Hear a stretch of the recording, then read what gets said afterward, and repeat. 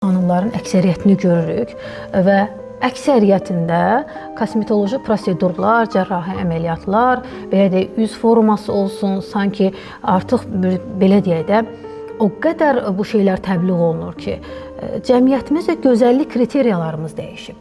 Artıq gözəllik anlamı gənc qızlarımızın təfəkküründə belədir ki, çənə sərt olarsa, burun mütləq dik olarsa, dodaqlar çox qabarıq və belə deyək də, dolğun olarsa, qaşlar mütləq yuxarıya dartılmış olarsa, bu gözəlliyi simvolizə edir. Yəni bu müasir dövrün gözəllik kriteriyaları budur. Amma belə deyil axı bizim əslində olan biz baxaq da elə kinolarımıza baxaq, görək milli kinolarımızda xanımların necə gözəl, necə zərif, necə deyim, həmin o tutaq ki, üzlə, gözlə necə gözəl görünürdülər.